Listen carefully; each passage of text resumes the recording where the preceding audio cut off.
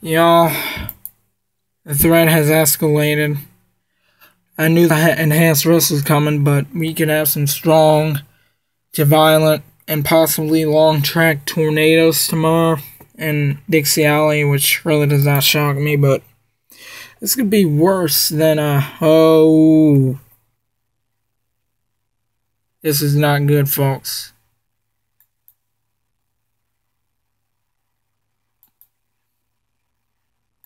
Okay. Ooh, boy, I would not want to live in, like, Marion County, points west to, like, Memphis. I would not want to be in that corridor tomorrow. The main threats are for strong, damaging tornadoes. Winds up to 70 miles an hour and golf ball size hail. That's from Walker County, points northwest. Yes, that includes, like, parts of the Birmingham metro, like Kimberly and Morris, it looks like. Well, in that, area. I don't think that's going to start from 3 to midnight. I should be back, but then I gotta go somewhere else tomorrow, but I'll be back in time to see the event unfold. Let me see what Nashville is saying about this. I saw their video on this.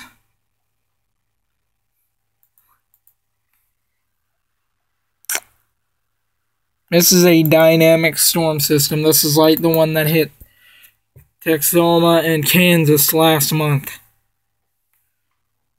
And I'm comparing that to this event because there were some long-lasting tornadoes with that event.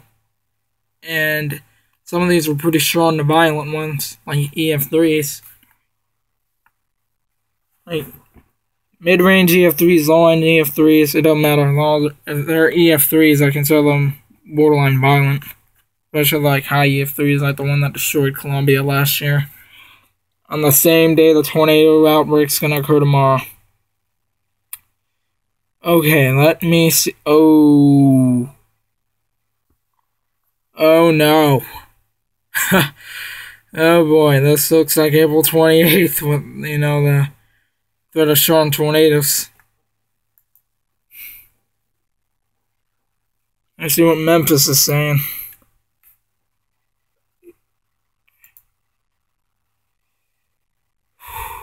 The main threat is going to be tornadoes. They've got that in red. Okay. It is south of I-40. This afternoon and evening. So, Memphis to Jackson, basically, into their northeast Mississippi counties. Well, the northern Mississippi counties. Me check Paducah's. Then I'll give you guys a synopsis of what's going to happen. Okay, that's Memphis. Got, like, sort of, the booty on Missouri. Let me see what Paducah and Louisville is saying.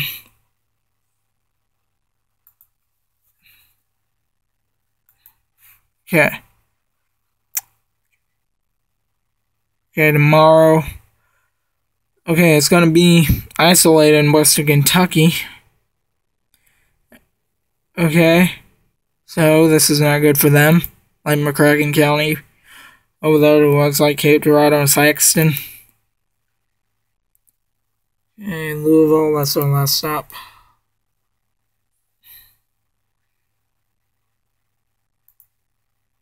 So they did a video too. Let me see this. Okay.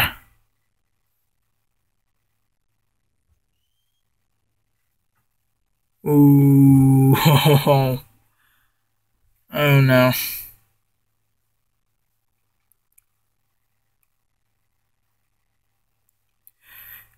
Yep. It's gonna be discrete storms developing over out of Tennessee into southwestern Kentucky. They're not gonna, they're gonna be isolated, so. Okay. As I tell a little bit about what the Weather Service officers are concerned about, this is today's outlook. 5% chance of tornadoes in southwestern Arkansas and northeast Texas. In northwest Louisiana.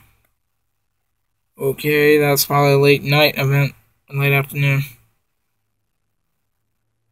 Could be a brief tornado event on the Gulf Coast later on. Here's the main show right here. Wow. Oh boy. Yeah, it includes Little Rock to Monroe to Jackson.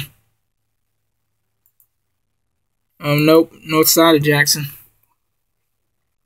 Huntsville, Coleman, Hamilton, Florence, the Shoals, Memphis, Paducah, Bowling Green, Clarksville, Nashville, Columbia, Tennessee, and all the surrounding cities in Middle Tennessee, and a part of southeastern Missouri, including the Boot Hill. Okay, so basically the strong high. Okay, I'll post this in the description because I think y'all need to read this. Okay, the potential for severe thunderstorms will extend from the central Gulf Coast to the lower Great Lakes region Wednesday night. Greatest potential of severe storms is forecast from portions of the Mid-South region, basically from Memphis, the Memphis metro, to the Tennessee Valley, Huntsville, Nashville, sort of area, and like maybe Chattanooga later on. Where tornadoes, some significant, along with damaging winds and hail will be possible. Here's the discussion. Strong high-level flow is forecast to translate along a corridor from the Great Basin into the base of the central U.S.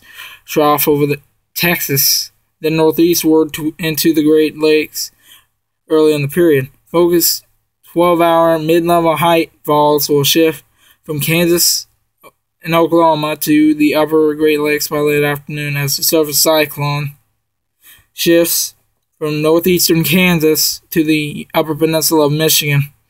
In response to this large-scale adjustment, strong warm advection, basically a warm sector, that's responsible for the late event today. It's going to occur like late this afternoon and early tomorrow, which is day 2. It will be the convection across much of the Gulf states and Mid-South region. This early period thunderstorm activity will inhibit destabilization within broader recovery portions of the Ohio Eastern Tennessee Valley. Okay, if you live east, like if you live in the eastern sides, so that's going to be a little lower for y'all, basically. But, okay. Okay, Okay.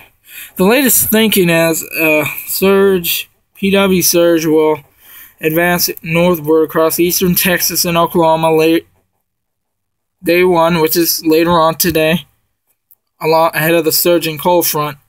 The moisture plume should shift into the lower mid-Mississippi Valley by midday, and the most significant destabilization is expected along western fringe of... Okay.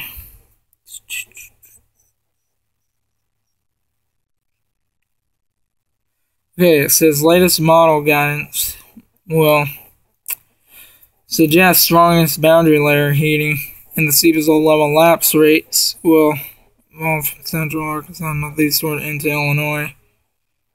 If sufficient low-level moisture can return into this corridor, then a more concentrated area of strong to severe thunderstorms can be expected ahead of the front.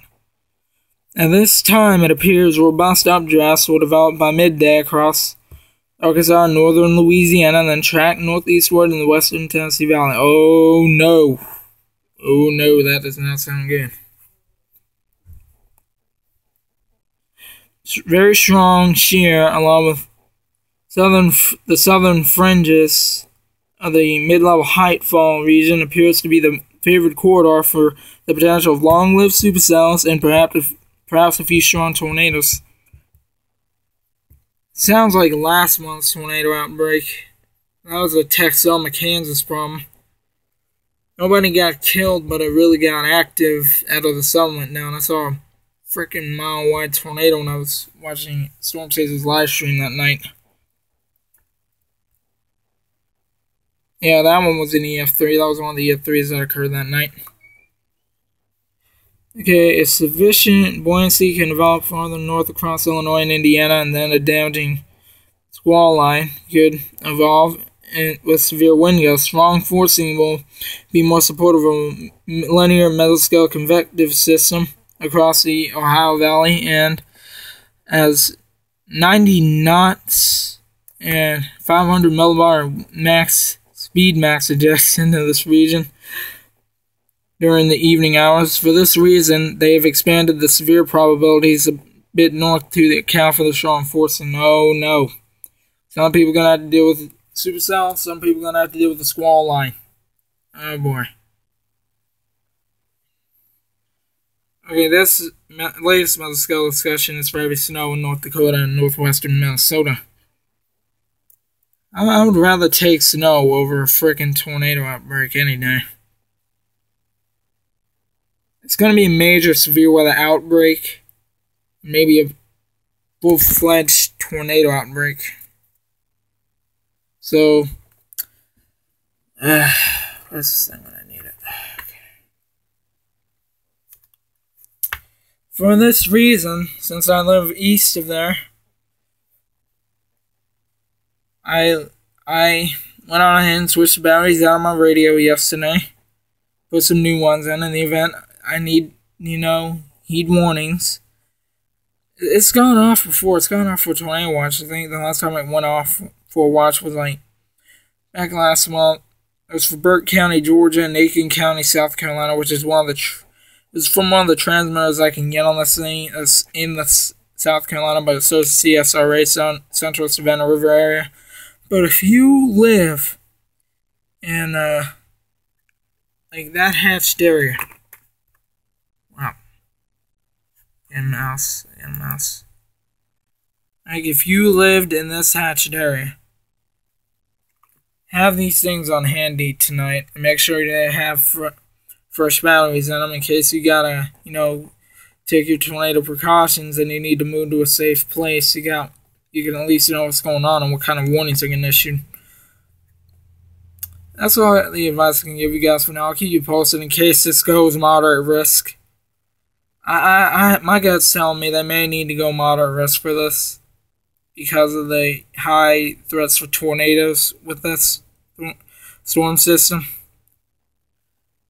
God forbid a high risk gets issued, but at least level 4. Level 4 is like moderate risk. Could happen though, y'all. Could happen. I guess we'll find out in the coming hours what the Storm Prediction Center in Norman decides to do with this outlook.